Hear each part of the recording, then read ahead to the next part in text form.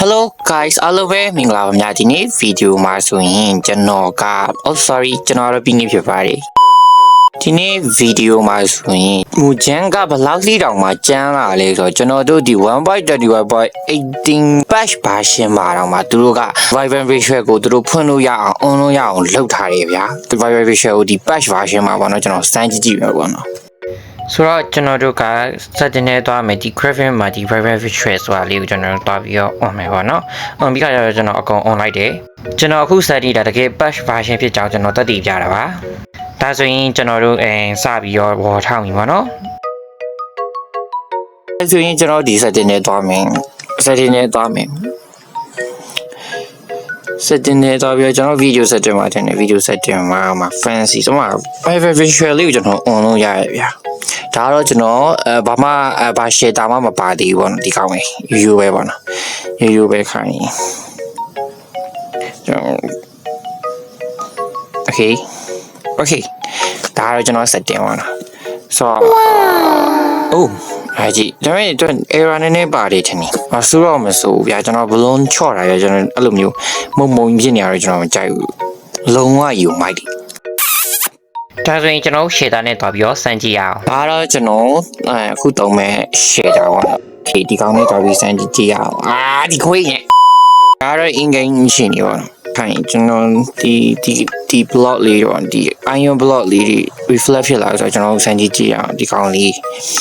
reflect ဖြစ်မဖြစ် reflect ဖြစ်မယ်နဲ့တူတယ် wow ဖြစ်တယ်မှာကြည့်ဒီ patch ကကျွန်တော်ရိုးရိုး 1.21.18 ထက်မလေးဘူးလို့ကျွန်တော်တို့ပြောလို့ရမယ်ဒီလားဘာလို့လဲဆိုတော့ကျွန်တော်ဒီ 1.21.18 ကိုကျွန်တော်စမ်းပြီးပြီဒါကြောင့်ကျွန်တော်ပတ်ကိုစမ်းထားပါတော့ကျွန်တော်ဒီတစ်ခုစမ်းကြည့်မယ်နော်Okay ဒီကောင်လေး reflect ဖြစ်တယ်တကယ်မဆိုးဘူးမူချင်းကလုံးဝ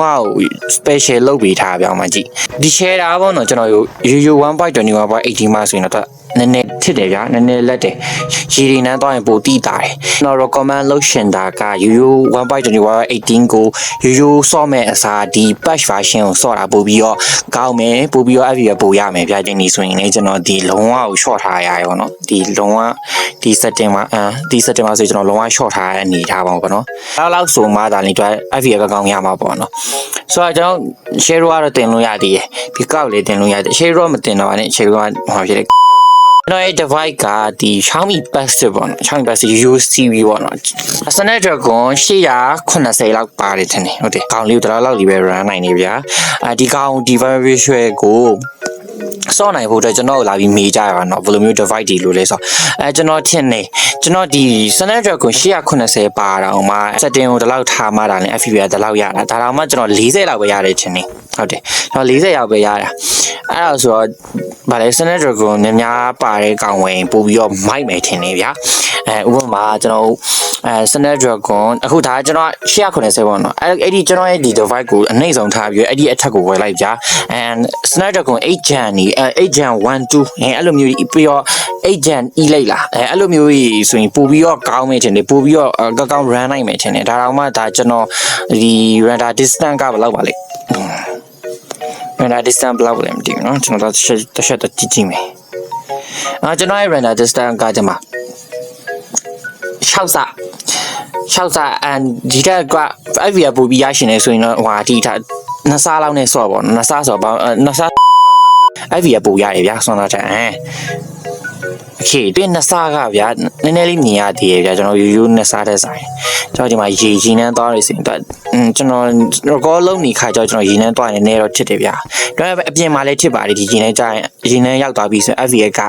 ဟိုလောက်ကြာသွား20လောက်ကြာသွားဆိုတော့အဲ့ဒါမျိုးကျွန်တော်မေးနေကြလို့ဗျာကျွန်တော်ဒီဗီဒီယိုလေးကိုလုပ်ပြီးရောပြပြရှင်ဖြစ်ပါရဲ့ဗျာဒီနေ့ဗီဒီယိုကတော့ဒီလောက်ပါပဲဗျာအားလုံးပဲတတ